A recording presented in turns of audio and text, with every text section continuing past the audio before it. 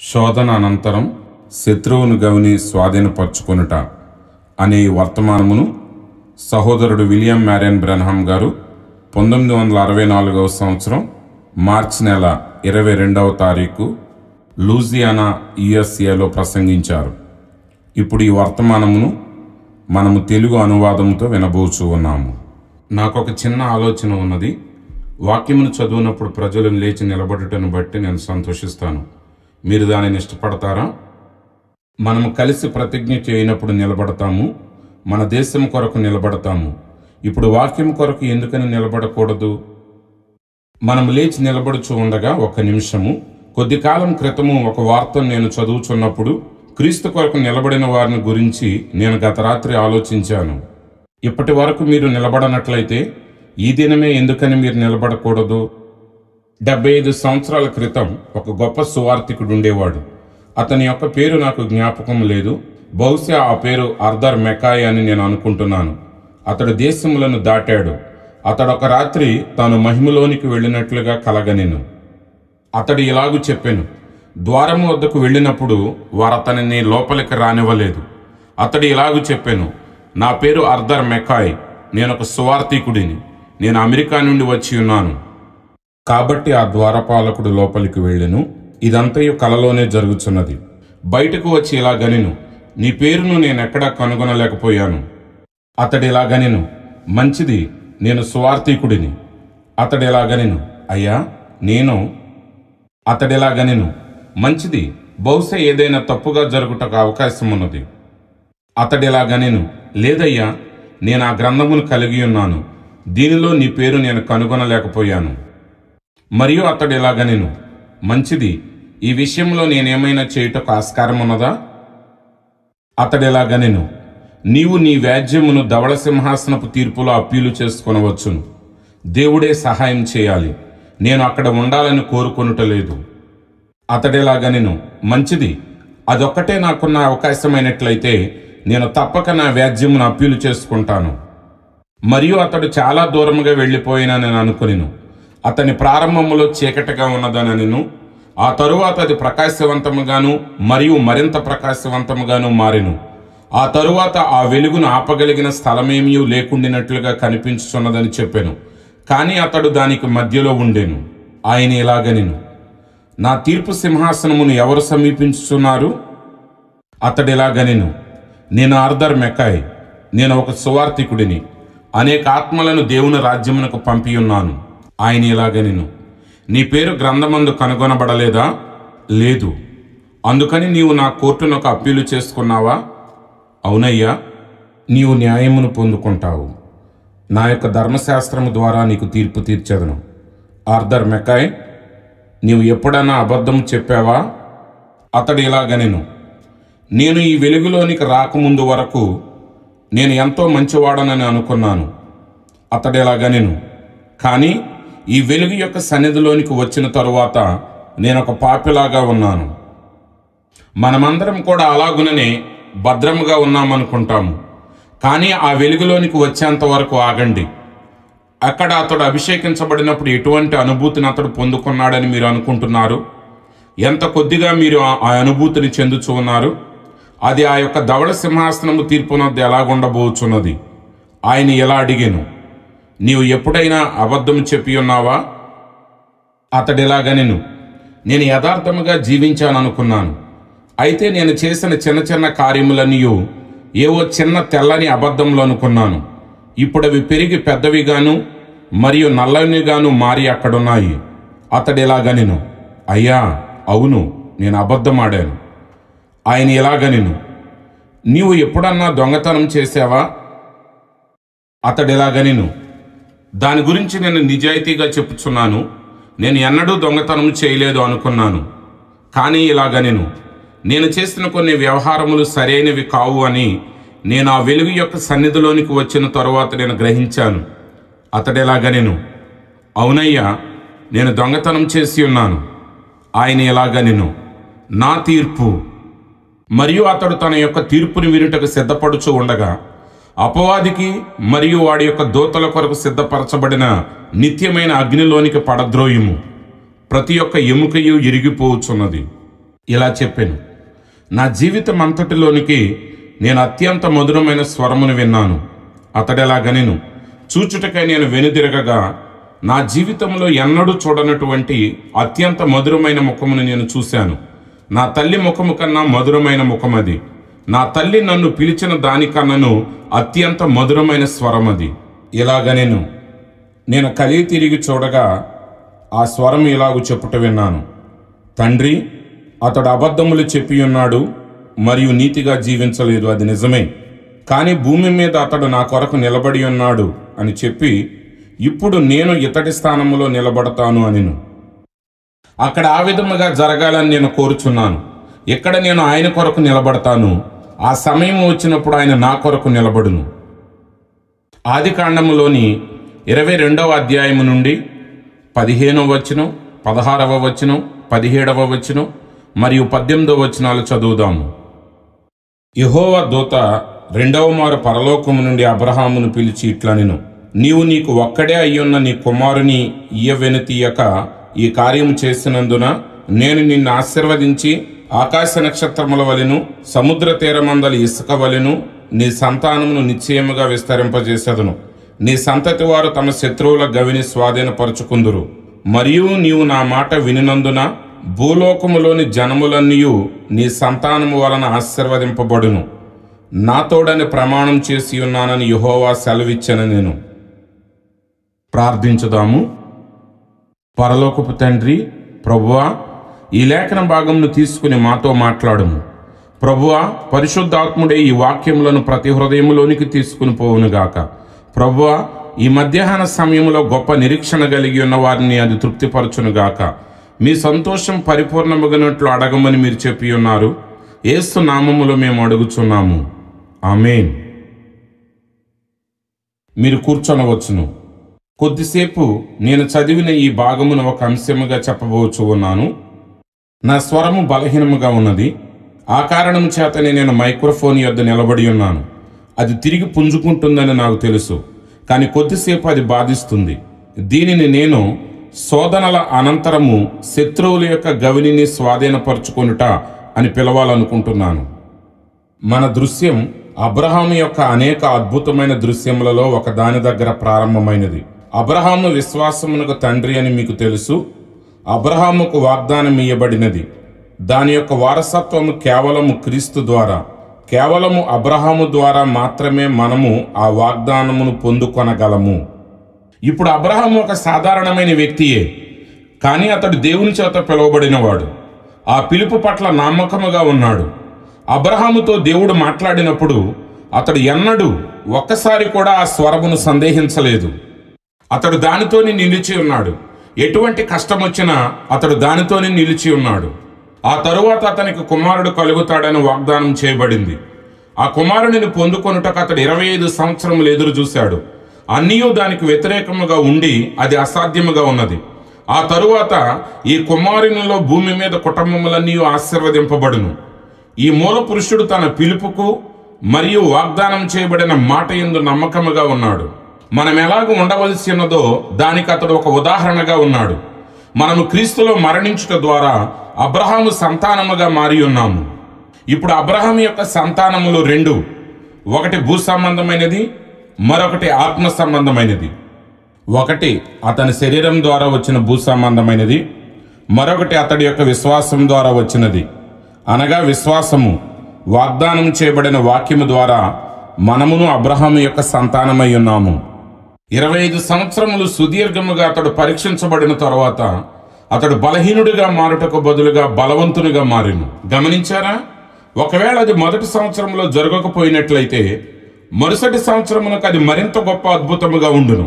ఎందుకంటే దానికి 2 సంవత్సరముల వయసు పెరిగినది. అతడు ఆ సంవత్సరములన్నింటినీ పేర్చుకుంటూ పోయాడు. అతడు వృద్ధుడైపోయాడు. అతడి యొక్క శరీరము మరణించుటకు సిద్ధముగా ఉన్నది. శారా యొక్క ఆ గర్భము అది నిస్సత్తువుగా మారినది. కావున అతనికి బలము పోయినది. అక్కడ ఆ కార్యం అసాధ్యముగా ఉన్నది. అక్కడ దేవుడు ఏమి చేసి ఉండెను? మీరు ఎప్పుడన్నా ఆలోచించారా? గమనించుము, ఆయన ఏదో చేసి కేవలం గర్భమును మాత్రమే సారవంతమైనదిగా మార్చలేదు. జ్ఞాపకం ఉంచుకోనండి. ఒకవేళ ఆయన ఆ విధముగా చేసినట్లయితే జ్ఞాపకం ఉంచుకోనండి, ఒకవేళ ఆయన ఆ విధముగా చేసినట్లయితే ఆ కాలములో ఆవు నుండి తీసిన పాలను పట్టుటకు ఆరోగ్యకరమైన మరియు పరిశుభ్రమైన బాటిళ్లు లేవు. గమనించారా? ఆయన తప్పక ఆమె యొక్క పాలిచ్చు నరములు ఎండిపోయి ఉన్నాయి, కావున ఆయన అలాగూ చేయలేడు. అక్కడ మరేదో జరగవలసి ఉన్నది. 100 సంవత్సరములు కలిగిన ఒక స్త్రీ ప్రసవించుట చూడుము, ఆమె యొక్క గుండె దానిని తట్టుకొనలేదు. ఇప్పుడు అది 40 సంవత్సరముల వయసు కలిగిన వారికి కూడా అలాగూ కష్టముగా ఉన్నది. ఆమె యొక్క గుండె దానిని తట్టుకొనలేదు. కావున అక్కడ ఆయన ఏమి చేసినో మీకు తెలుసా?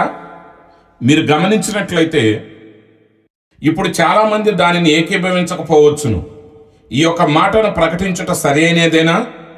చూడండి, ఇది నా సొంత ఆలోచన కావచ్చును. గమనించుము, పరిశుద్ధ గ్రంథం అనేది ఒక సహజాతీతమైన గ్రంథము. అది జ్ఞానులకు వివేకులకు మరుగు చేయబడినది. ఆ సంగతి ఎంతమందికి తెలుసు? దేవునికి యేసు కృతజ్ఞతలు తెలియజేసెను. ఆయన ఎలాగూ చెప్పాను, తండ్రి నీకు కృతజ్ఞతలు, ఎందుకనగా దీనిని నీవు జ్ఞానులకు మరియు వివేకులకు మరుగుపరిచి పసిబాలులకు బయలుపరిచి ఉన్నావు. ఇది ప్రేమ కావ్యమై ఉన్నది. ఎప్పుడైతే హృదయంలోనికి దేవుని యొక్క ప్రేమ వస్తుందో అప్పుడు నీవు దేవునితో ప్రేమలో పడతావు. తరువాత పరిశుద్ధ గ్రంథం యొక్క అర్థమును మరియు ఆయన తనను తాను నీకు ప్రత్యక్షపరచుకొనును. పరిశుద్ధ గ్రంథం యొక్క తర్జుమా అనగా దేవుడే తన వాగ్దానములను తర్జుమా చేయుటి అయి ఉన్నది. కానీ పరిశుద్ధ గ్రంథం అనేది వరుసకు మధ్యలో రాయబడి ఉన్నది. నా భార్య వలె ప్రపంచమంతటిలోకి ఆమెయే అత్యంత అద్భుతమైన స్త్రీగా ఉన్నది. నిజముగా ఆమెను నేను ఎంతో ప్రేమిస్తున్నాను, ఆమెయు నన్ను ప్రేమిస్తున్నది. కాబట్టి నేను ఎప్పుడైనా ఇంటికి దూరముగా ఉన్నట్లయితే నాకు ఆమె ఒక ఉత్తరము రాసి అందులో ఎలాగూ చెప్తుంది, ప్రియమైన బిల్లి, ఈ రాత్రి నేను పిల్లలను ఇప్పుడే నిద్రపుచ్చాను, నేనను స్నానం చేసి ఉన్నాను. ఆమె ఏమి చేసినదంతా తెలియజేస్తుంది. ఇదంతా ఆమె ఉత్తరములో చెప్పుచున్నది. కానీ మీరు చూసారా, నేను ఆమెను ఎంతో ప్రేమిస్తాను కాబట్టి ఆ వరుసల మధ్యలో ఉన్నదానిని నేను చదవగలను. నాతో ఆమె ఏమి చెప్పాలనుకుంటుందో నేను ఎరుగుదును. గమనించారా? ఆమె చెప్పినను లేక చెప్పకున్నాను నాకు ఆ సంగతి తెలియను. ఆమె యొక్క ఉద్దేశం ఏమిటో నాకు తెలియను. ఎందుకంటే అది ఆమె కొరకైన నా ప్రేమ మరియు అది నేను ఆమెను అర్థం చేసుకొనుటి అయి ఉన్నది. మంచిది. ఆ విధముగానే బైబిల్ కూడా రాయబడి ఉన్నది. గమనించారా? విద్వాంసులు పైన ఉన్న దాని వరకే వెళ్ళగలిగారు, అయినను దానిని వారు ఎన్నడూ పొందుకొనలేరు. చూసారా? ఆయన గురించి తెలుసుకోవాలంటే మీరు ఆ వాక్యముతో ప్రేమలో పడవలసినది. గమనించారా? ఇప్పుడు ఇక్కడ ఆయన ఏమి చేసి ఉన్నాడో చూడండి. అబ్రహాము మరియు శారా ఇరువురును వృద్ధులై ఉన్నారు. వృద్ధాప్యం వారిని తాకినది అని బైబిల్ చెప్పుచున్నది. వారేదో చాలా కాలం కలిసి జీవించి ఉన్నారు, కావున ఎలాగూ జరిగినది అని చెప్పుటలేదు. గాని బైబిల్ ఎలాగూ చెప్పుచున్నది, వృద్ధాప్యం వారిని తాకినది. ఇప్పుడు గమనించండి, ఈ దూత ప్రత్యక్షమైన వెంటనే మనం ఎలోహిం ఎవరో దేవుడు ఎవరో మాట్లాడుకొనబోచున్నాము. అబ్రహాముతో ఆయన ఇలాగూ చెప్పెను, జీవపు సమయమునకు నేను మరలా నిన్ను సందర్శిస్తాను, అక్కడ నుండి మిగిలినదంతా గమనించుము. వారు పూర్తిగా సంగమునకు సాదృశ్యముగా ఉన్నారు. ఇప్పుడు ఇక్కడ ఏం జరిగిందో చూడండి. శారాలోను మరియు అబ్రహాములోను కొంత భాగమును మాత్రమే దేవుడు మరమ్మత్తు చేయలేదు. ఆయన వారిని యవనస్తునిగాను మరియు యవనస్తురాలిగాను మార్చెను. అది వింతగా అనిపించవచ్చును, కానీ వాక్యములోని మిగిలిన భాగమును చూడండి మరియు దానిని సరిగా జతపరచుము. వాక్యము ప్రేరణ కలిగించును మరియు నీవు వాక్యం చేత ప్రేరేపించబడవలసినది. గుర్తుంచుకోండి, అది జరిగిన వెంటనే, ఈ దూత ప్రత్యక్షమైన వెంటనే నేను దానిని చూడగలుగుచున్నాను. శారా యొక్క తెల్లని వెంట్రుకలు కలిగి ఒక చిన్న వృద్ధురాలి వలె భుజముల మీద శాలువాను కప్పుకుని, ధూళి పడకుండా ఒక చిన్న టోపీని పెట్టుకుని, చేతిలో కర్ర పట్టుకుని నడుచుచున్నది. నేను నా యజమానునితో సుఖపడగలనా? అతడు కూడా వృద్ధుడై ఉన్నాడు కదా. గమనించారా? ఇప్పుడు అబ్రహామును చూద్దాం. పొడవైన గడ్డం, కర్ర చేతితో పట్టుకుని వృద్ధాప్యం వచ్చిన వాని వలె ఉన్నాడు. నేను చూస్తున్నాను. మరుసటి ఉదయం అతని భుజములు బలమును పుంజుకున్నాయి, వంగిపోయిన నడుము నిటారుగా అయినది. ఆమె యొక్క వెంట్రుకలు నల్లనివిగా తిరిగి మారాయి. వారు తిరిగి యవనస్తునిగాను మరియు యవనస్తురాలిగాను మారారు. అబ్రహాము యొక్క రాజ్య సంతానమునకు ఆయన ఏమి చేయబోతున్నాడో ముందుగా చూపించెను. చూసారా? మనం ఎప్పుడైతే రెప్పపాటు కాలంలో మార్పు చెంది పైకి కొనిపోబడదుము, ఏమి జరిగినదో గమనించుము. దానిని మీకు నిరూపించనియండి. వారు నివసించుచున్న గొమొర్రా ప్రాంతము నుండి వారి యాత్రకు బయలుదేరారు. అక్కడ నుండి ఫిలిష్తీయుల ప్రాంతంలో ఉన్న గెరారునకు వచ్చి ఉన్నారు. మీరు దానిని గమనించారా? అది ఎంత దూరంలో ఉన్నదో దానిని మ్యాపులో గుర్తు పెట్టుకోనండి. వృద్ధులైన ఆ వయసులో ఉన్న వారికి ఆ ప్రయాణం ఎంతో కష్టము. ఆ తరువాత అంతేగాక ఆ ఫిలిష్తీయుల దేశములో అబీమెలెకు అని పేరు గల యవనరాజు ఉన్నాడు. మరియు అతడు ఒక భార్య కొరకు కనిపెట్టుచున్నాడు. అతని యొద్ద అనేక మంది ఫిలిష్తీయులైన స్త్రీలున్నారు. కానీ అతడు ఈ వృద్ధురాలను చూసినప్పుడు ఇలాగన్నాడు, ఆమె ఎంతో అందముగా ఉన్నది. ఆమెతో అప్పుడే ప్రేమలో పడి మరియు ఆమెనే వివాహం చేసుకోవాలనుకున్నాడు. అది నిజమై ఉన్నది. గమనించారా? ఆమె ఎంతో అందముగా ఉన్నది. చూశారా? ఆమె తిరిగి యవనస్తురాలుగా మారినది. గమనించండి. ఆమె కుమారుడిని కనవలసి ఉన్నది. ఆమెను దేవుడు నూతన సృష్టిగా మార్చెను. ఆ పిల్లవాణిని ఆమె పెంచవలసి ఉన్నది. గుర్తుంచుకోనండి, అబ్రహాము అతడి శరీరము మరణించిన దానితో సమానముగా ఉన్నది.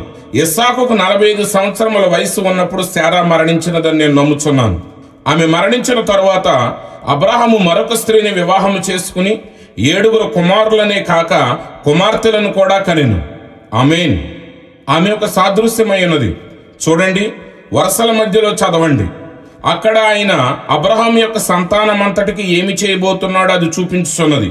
మనము దానికి అత్యంత సమీపముగా ఉన్నాము. కాబట్టి స్నేహితులారా, వంగిపోయిన మన భుజముల వల్ల మరేదో దాని వలన ఎలాంటి వ్యత్యాసం ఉండదు. తెల్లబడిన మన వెంట్రుకలు మరియు ఇంకేదైనా దానిని పట్టించుకోవలసిన అవసరం లేదు. మనం వెనుతిరిగి చూచుట్లేదు. మనం దేని కొరకు వచ్చి ఉన్నామో అటువైపే ముందుకు వెళ్దాం. మరియు జ్ఞాపకం ఉంచుకోనండి, మనము చూచుచున్న ఈ సూచన అబ్రహాము మరియు శారాల జీవితములో వారు వాగ్దాన కుమారుడిని పొందుకొనుటకు ముందు చూచిన చివరి సూచన అయి ఉన్నది. ఆ గడియ యొద్దనే మనమును ఉన్నామని మనమును నమ్ముచున్నాము.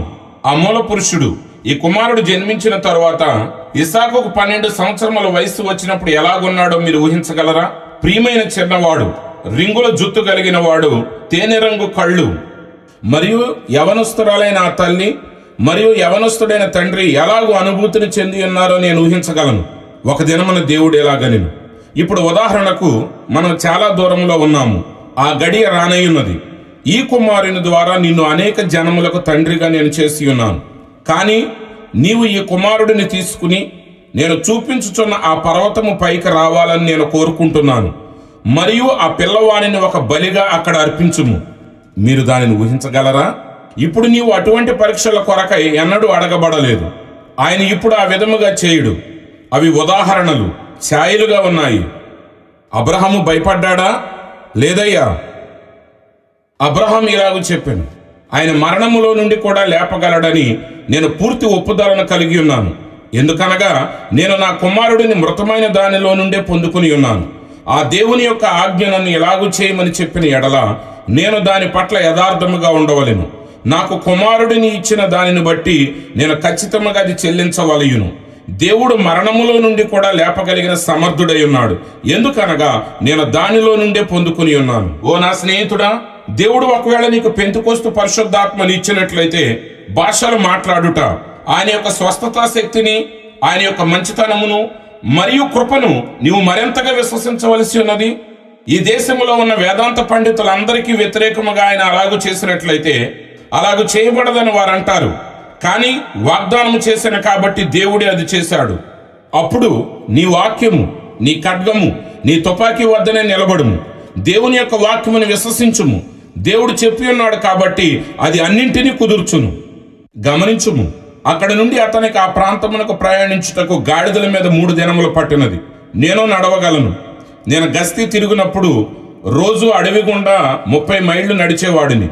చెప్పాలంటే మాకు ఇంధనభరితమైన కాళ్ళుండేవి. అయితే వారికున్న ఏకైక రవాణా సాధనము గాడిదయే. దానిని ఎక్కుట లేక నడుచుట మాత్రమే వారు కలిగి ఉన్నారు. అతడున్న చోటు నుండి 3 దినముల ప్రయాణం చేస్తున్న తరువాత ఆ అడవిలో నుండి కన్నులెత్తి చూడగా దూరములో పర్వతం కనిపించినది. అతడు ఇస్సాకును తీసుకుని మరియు అతని చేతులను బంధించుట ప్రారంభించెను. ఆదికాండం 22 ఏమై ఉన్నదో మనకు తెలుసు. అది క్రీస్తునకు సాదృశ్యముగా ఉన్నది. యేసు బంధింపబడి కల్వరి గిరి మీదకి కొనిపోబడినట్లుగా అతడును పర్వతం మీదకి కొనిపోబడెను.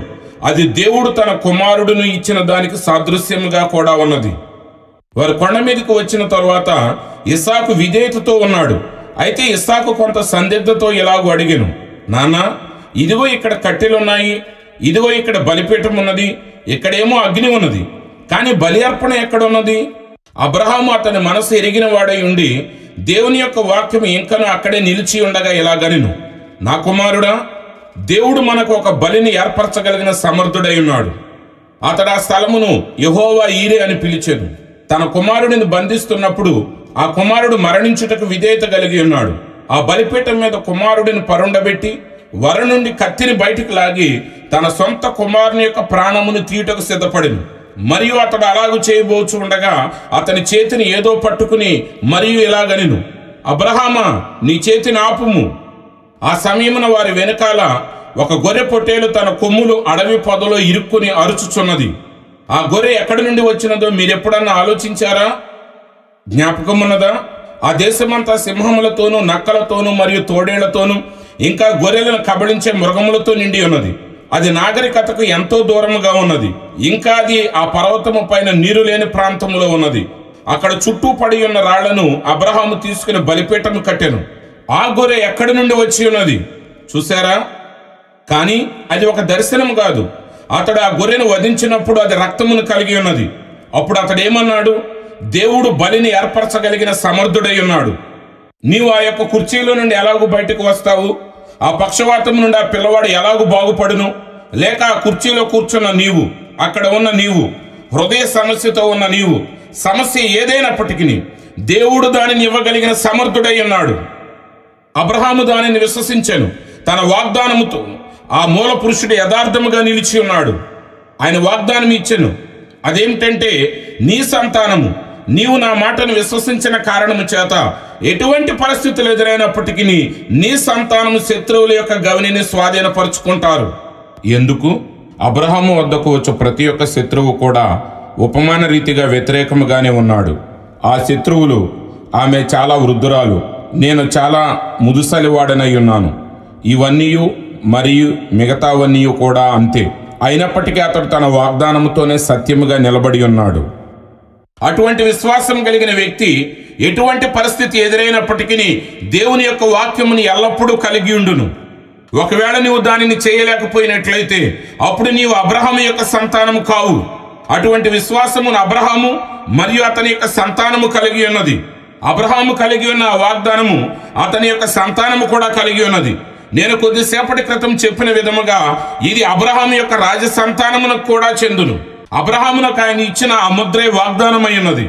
మరియు రాజ సంతానము ఎఫెసీయులకు 4:30 ప్రకారము పరిశుద్ధాత్మ చేత ముద్రించబడి ఉన్నారు. వారు ఆ పరీక్షను ఎదుర్కొన్న తరువాత అది జరిగినది.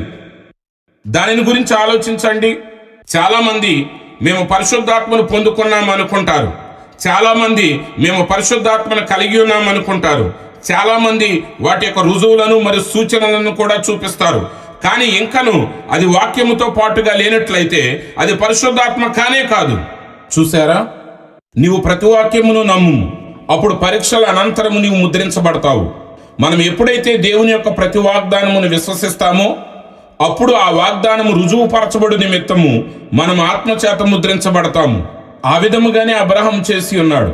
ఆ తరువాత మాత్రమే మనము శత్రువుల యొక్క గవిని స్వాధీనపరుచుకొనుటకు హక్కును కలిగి ఉంటాము. నీవు ఆ యొక్క విత్తనము అయ్యేంత వరకు కూడా నీవు దానిని చేయలేవు. బైబిల్లో ఉన్న దానిని గుర్తుంచుకొనుము. హోస్టల్లోనూ మరెక్కడో నేను దాని గురించి మాట్లాడి ఉన్నాను. నా ఉద్దేశము డల్లాస్, ఆనవాలు. సున్నతి చేయించుకున్నట ద్వారా ఒక యూదుడు తాను ఒక యూదుడనని ఇశ్రాయేలులలో చూపించుకొనగలడు.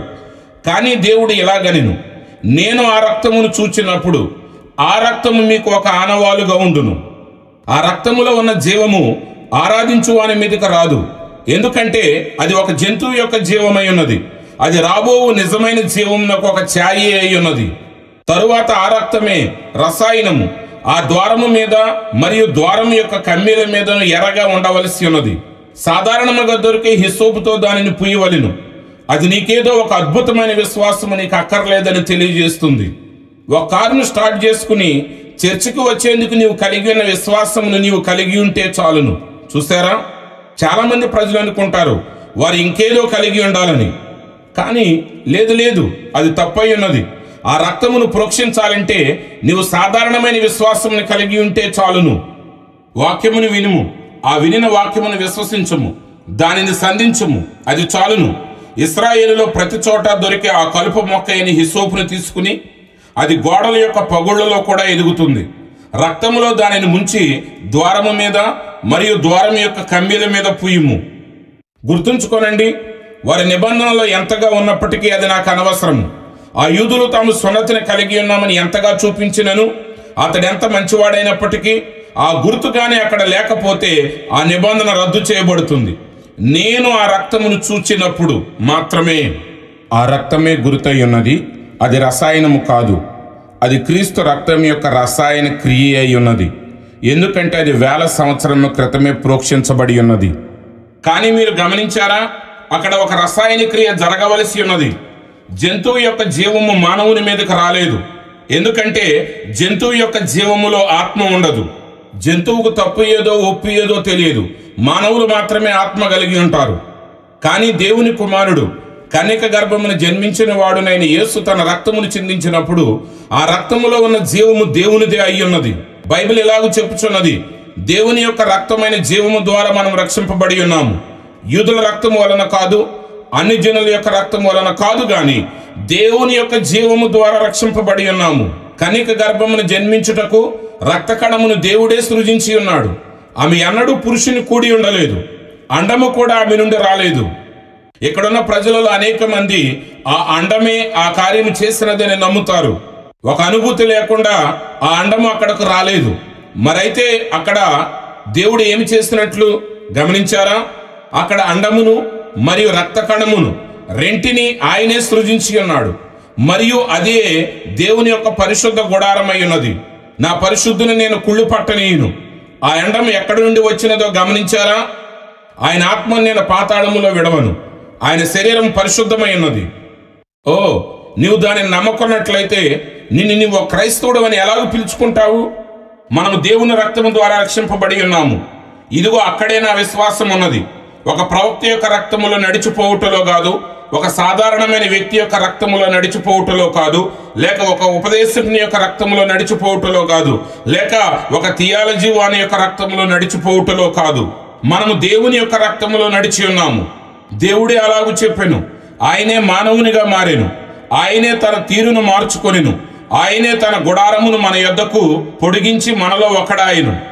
ఆయనే మన రక్త సంబంధికుడైన విమోచకుడై ఉన్నాడు. ఆయనే మనకు బంధువుగా మారవలసి వచ్చెను, ఎందుకంటే ధర్మశాస్త్రం అలాగూ చెప్పుచున్నది. దేవుడే మానవునిగా మారి మన మధ్యలో నివసించెను. దానిని ఎలాగూ చేసిన గమనించుము. ఆత్మయే ఉన్న దేవుడి నుండి ఆయన వచ్చి ఉన్నాడు, మరియు ఆ ఆత్మయే విశ్వాసి మీద ఉంటున్నది. కావున మన యొక్క బలి అర్పణలో జీవమున్నది. ఆ జీవము ద్వారానే మనము గుర్తింపబడ్డాము. అది మన బలి అర్పణ గుర్తింపు అయి ఉండగా దేవుని యొక్క జీవం ప్రజల మధ్య సంచరించుటను చూచి ఉండియు వారు దానిని అపవిత్రమైనదని ఎలాగూ పిలవగలిగారు? నా యందు విశ్వాసం ఉంచిన వాడు నేను చేసిన కార్యములను అతడు చేయును. ఆయన యొక్క జీవము ఆ యొక్క బలి అర్పణ నుండి తిరిగి దానిని ఉత్పత్తి చేయుచున్నది. దాని మీద మనం మన చేతుల నుంచి మన సొంత ఆలోచనల పట్ల మృతులుగా గుర్తించబడుచున్నాము. అప్పుడు మతశాఖల వారు వారి యొక్క ఆచారములలోనికి మనలను నెట్టుచుండగా మనము ఏ విధముగా వాటిని విశ్వసించగలము? మనము ఆ కార్యముల పట్ల మృతి చెంది ఉన్నాము. పౌలు ఇలాగనెను, ఈ సంగతులేవి కూడా నన్ను ఇబ్బంది పెట్టలేవు, ఎందుకనగా పరిపూర్ణుడైన క్రీస్తునకు నేను కట్టబడి ఉన్నాను. నిజముగా సాధించిన ప్రతి కార్యము పరిపూర్ణతకు కట్టబడుతుంది. నా యొక్క పరిపూర్ణత వాక్యమై ఉన్నది. ఆత్మలో తిరిగి జన్మించిన ప్రతి ఒక్కరి పరిపూర్ణత ఆ విధముగానే ఉంటుంది. దేవుని యొక్క వాక్యమే వారి యొక్క పరిపూర్ణత. నేను కూడా దానికే కట్టుబడి ఉన్నాను. నేను నా యొక్క చేతులను దాని మీదనే వేసించాను. నా స్థానమునది తీసుకున్నది. మరియు అప్పుడు నాకు నేనుగా ఆయనలో గుర్తింపబడ్డాను. ఆయన తనకు తానుగా మనలో గుర్తించబడతానని వాగ్దానం చేసి ఉన్నాడని మనకు తెలుసు. అది నీ సొంత విశ్వాసం కాదు, గాని నీవు నియంత్రించలేని ఒక విశ్వాసమును, ఒక నిజ విశ్వాసమునై ఉన్న ఆయన యొక్క విశ్వాసమును తీసుకుని వచ్చును. ఆయనే దాన్ని చేయును. ఇప్పుడు గమనించండి, ఆ తరువాత మాత్రమే, అప్పుడే ఆ వాగ్దానం నీకు చేయబడుతుంది. నువ్వు ఎన్ని సంఘములలో చేరినప్పటికీ ప్రయోజనం లేదు. నువ్వు ఎన్నిసార్లు బాప్తిసం పొందినప్పటికీ ప్రయోజనం లేదు. ముఖమునకు ముందుకు నీటిలో ముంచి పొందినను, వెనకకు ముంచి పొందినను, నువ్వు ఎలాగూ బాప్తిసం పొందినను ప్రయోజనం లేదు. ఆ యొక్క ముద్ర నీ మీద ఉంచునంత వరకు నీవేమి చేసినను ప్రయోజనం లేదు. ఆ ముద్ర లేనప్పుడు నీ బలి అర్పణతో నీవు సంబంధమును కలిగి ఉన్నావని చెప్పుకునే హక్కును నీవు కలిగి లేవు. మరియు దేవుని యొక్క ముద్ర అంటే ఏమిటి? ఎఫెసీయులకు 4:30 ఇలాగ చెప్పుచున్నది, దేవుని యొక్క పరిశుద్ధాత్మను దుఃఖపరచవద్దు, ఎందుకనగా నీవు నీ యొక్క విమోచన దినము వరకు ముద్రించబడి ఉన్నావు. ఒక ఉద్యమము నుండి మరొక ఉద్యమం వరకు ముద్రించబడట కాదు గాని విమోచన దినమున తిరిగి విమోచించబడు వరకు నీవు శాశ్వతముగా ముద్రించబడి ఉన్నావు.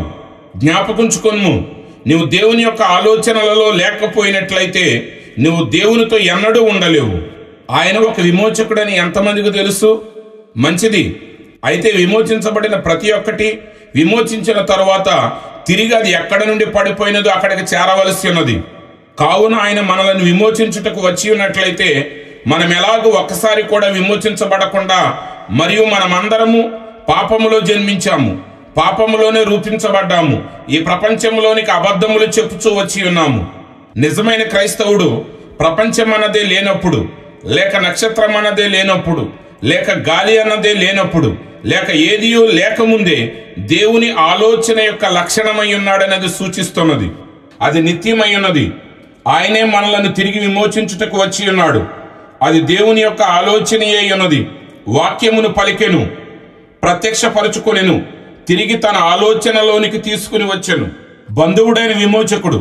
ఆ కారణము చేతనే దేవుడు మనలను విమోచించుటకు మనలో ఒకని వంటి వాడాయను.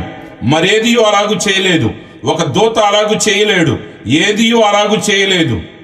ఆయనే క్రిందకు దిగివచ్చి మనల్ని విమోచించుటకు మనవలే శోధనకు గురి కావలసి ఉన్నది. అబ్రహాము యొక్క సహజమైన సంతానమును గమనించుము. ఆ సంతానములోని కొంతమందిని పరీక్షించుదాము. ఒకవేళ దేవుడు సహజ సంతానమైన ఇస్సాకులో తన వాక్యమును దాచి ఉంచినట్లయితే గమనించుదాము. దేవుని యొక్క సంపూర్ణ వాగ్దానమును ఏమాత్రము ప్రశ్నించకుండా అలాగునే విశ్వసించిన కొంతమంది సహజ సంతానమును చూద్దాము. ఇప్పుడు జ్ఞాపకం ఉంచుకోనండి, వేలకు వేల సార్లు, 1000ని 1000తో గుణించినన్ని సార్లు వారు సున్నతిని మరియు మొదలైన వాటిని కలిగి ఉన్నారు. అయినప్పటికీ వారు అబ్రహాము యొక్క సంతానం కాదు. ఖచ్చితంగా ఒక నిజమైన యూదుడు ఎన్నడూ బాహ్యంగా యూదుడు కాదు గాని లోపట యూదుడై ఉంటాడు. వారిలో అనేక మంది ఘోరముగా విఫలమై ఉన్నారు. అరణ్యంలో చూడండి, వారు ఇలాగన్నారు, మేము ఆ పస్కా దినమున లేక ఆ నీటి ఊట యొద్ద త్రాగుచుండగా, పరిశుద్ధ యోహాను 6వ అధ్యాయము, వారందరూ అక్కడ ఉత్సహించుచున్నారు. యేసు ఇలాగనెను, ఆ అరణ్యములోని బండను నేనే, పరలోకము నుండి దేవుని యొద్ద నుండి వచ్చిన ఆ జీవాహారమును నేనే, దానిని తినిన ఎడల ఏ మనుషుడు మరణించడు. వారెలాగన్నారు, మా పితరులు అరణ్యములో 40 సంవత్సరములు జీవాహారమును తిని ఉన్నారు. ఆయన ఎలాగనెను, వారు తినినను ప్రతి ఒక్కరు మరణించారు. మరణము ఈ పదమును తీసుకుని దానిని ధ్యానించుదాము.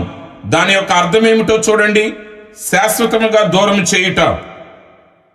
అయినప్పటికీ వారు అబ్రహాము యొక్క సంతానమై ఉన్నారు.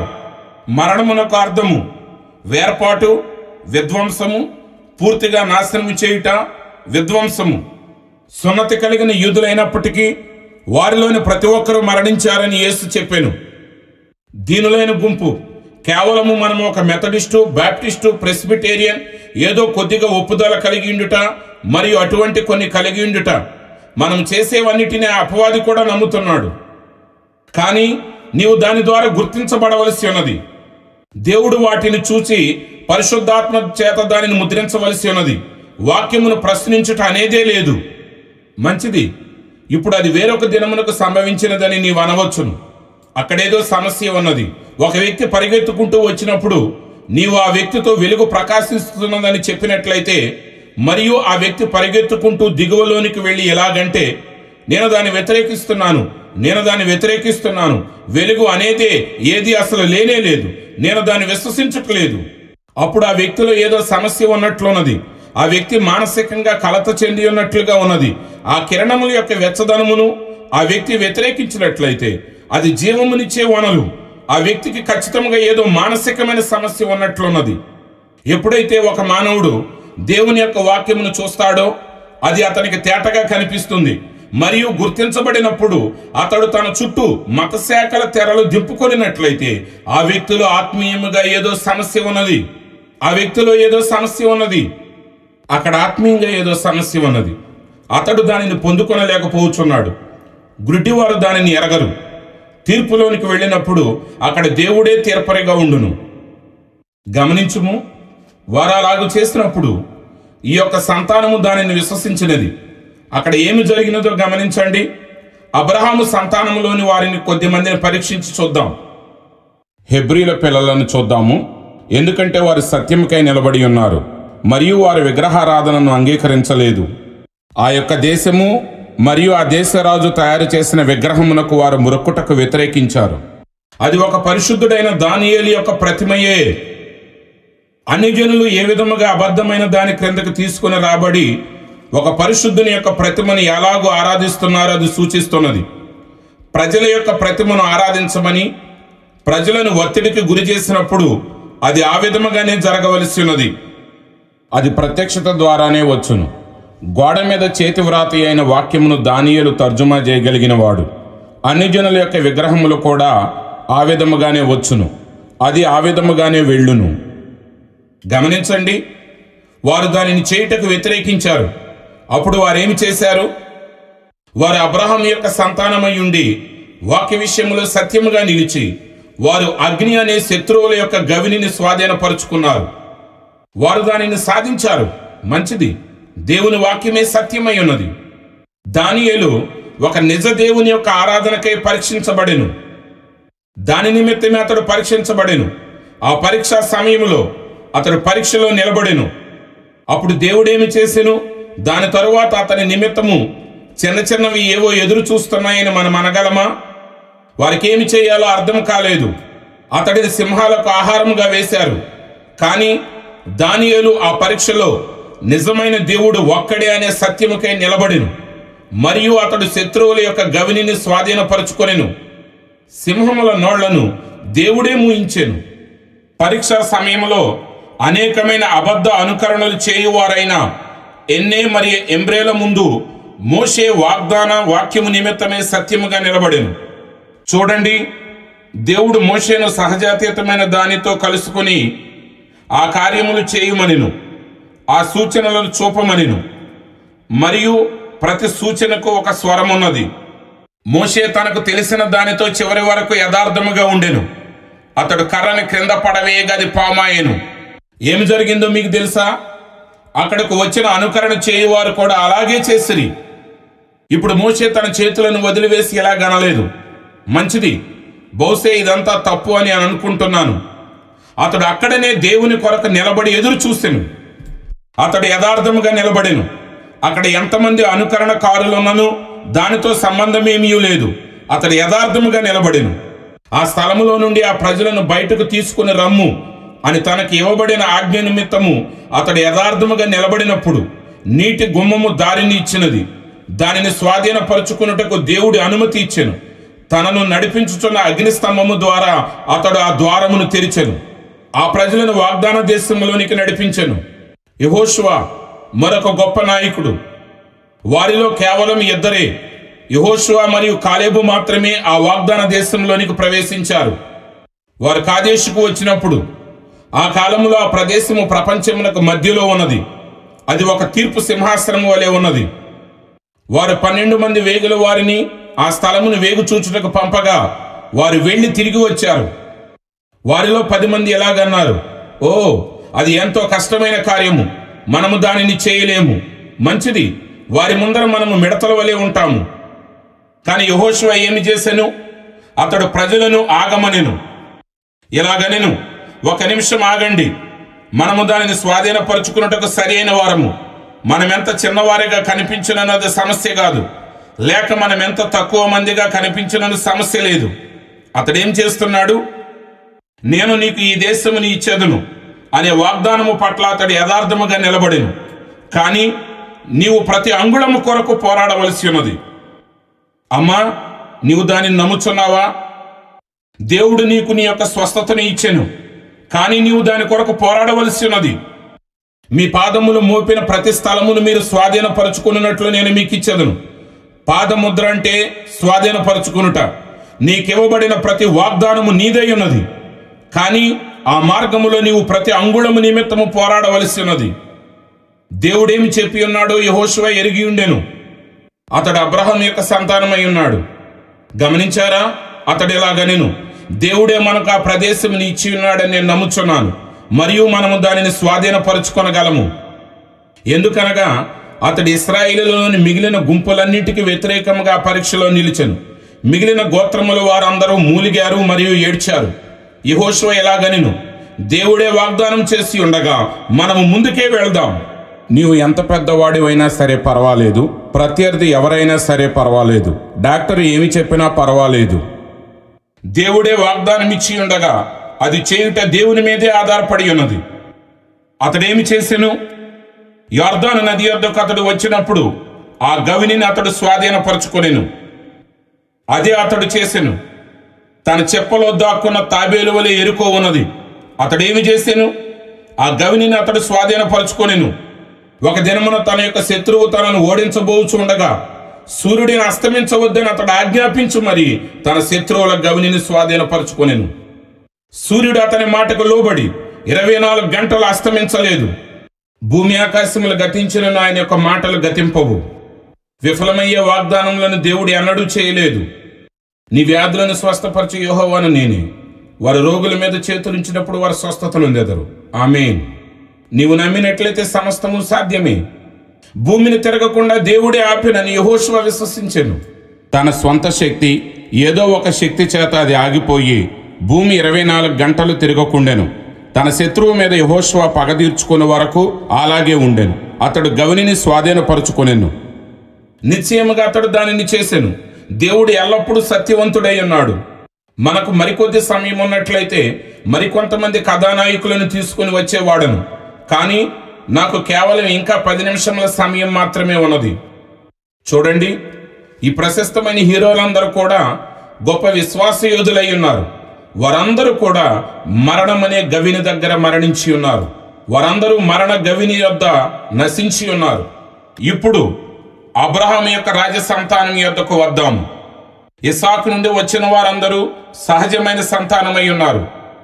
కానీ ఇక్కడ అబ్రహాము యొక్క రాజ సంతానం అనగా క్రీస్తు అయి ఉన్నాడు. అబ్రహాము యొక్క విశ్వాస సంతానము. మనము ఎలాగుండవలసి ఉన్నామో మనము అలాగున్నామా లేదా అని గమనించుదాం. సహజ సంతానం ఒక సాదృశ్యమై ఉన్నది. మిగిలిన వారందరూ సహజముగా జన్మించారు. కానీ ఆయన మాత్రం కన్య గర్భము ద్వారా వచ్చెను. గమనించారా? అది ఒక యూదుని యొక్క సంతానము కాదు, మరియు అబ్రహాము యొక్క సంతానము కాదు. వాగ్దానం యొక్క విశ్వాస సంతానముగా వచ్చెను. ఆ తరువాత మనమందరము ఆ మనుష్యుడు ద్వారా ఆయన యొక్క సంతానముగా ఉండవలసి ఉన్నది. ఆయనేమి చేసెను చూడండి. భూమి మీద ఆయన ఉన్నప్పుడు రాజ సంతానమై ఉండి శత్రువుల ప్రతి గవిని జయించి స్వాధీనపరుచుకొనెను. ఆయన వాక్యము ద్వారా వాగ్దానం చేసెను. ఆయన దానిని జయించెను. రోగము అనే గవిని ఆయన మన నిమిత్తము జయించెను. అందు నిమిత్తమే ఆయన వచ్చెను.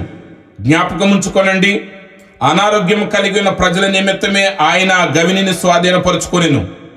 నీవు దానిని జయించవలసిన అవసరం లేదు, ఎందుకంటే ఆయనే దానిని జయించి ఉన్నాడు. మిగతా వారు వారి యొక్క సొంత గవిని జయించవలసి ఉన్నది. కానీ నీవు దానిని జయించవలసిన అవసరం లేదు, అది ముందే జయించబడి ఉన్నది. రోగం అనే గవిని ఆయన జయించెను.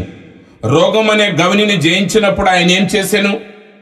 ఇలాగూ చెప్పెను, ఈ భూమి మీద మీరేమి అడిగినను, ఈ భూమి మీద మీరేది బంధించినను ఆయన పరలోకములో దానిని బంధిస్తానని చెప్పి ఆ గవిని యొక్క తాళపు చెవిని మనకిచ్చెను. వాక్యము చేత శోధన అనే గవిని ఆయన జయించెను. ఆ తాళము లేవంటే శత్రువును నువ్వు ఎదిరించినప్పుడు వాడు నీ యొద్ద నుండి పారిపోతాడు. ఆయన సమస్తమును జయించెను. ప్రతి ఒక్క బలహీనతను ఆయన జయించెను. ఆయన మరణమును జయించెను. ఆయన పాతాళమును జయించెను. ఆయన మరణమును మరియు పాతాళమును జయించెను.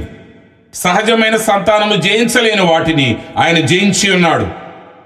ఇది ఆత్మీయమైన సంతానమై ఉన్నది.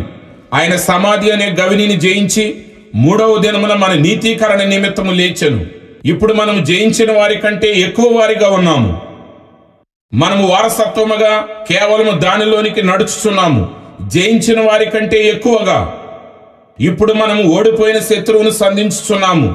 రోగము ఓడిపోయినది, మరణము ఓడిపోయినది, పాతాళము ఓడిపోయినది, సమస్తము ఓడిపోయినది. ఓ మై నేను శరీరాకారంలో రెండింతలుగా ఉంటే ఎంతో బాగుండును. అప్పుడు నేను రెండింతల అనుభూతిని పొందుకొందును. జయించబడిన శత్రువుతో మనం ఘర్షణ పడుచున్నాము. పౌలు ఎలాగూ చెప్పుటలో ఆశ్చర్యమేమీ లేదు. పౌలు యొక్క తలను నరికివేయటకు వారు ఒక దానిని నిర్మిస్తున్నప్పుడు అతడు ఎలాగనిను, ఓ మరణమా, నీ ముల్లెక్కడా?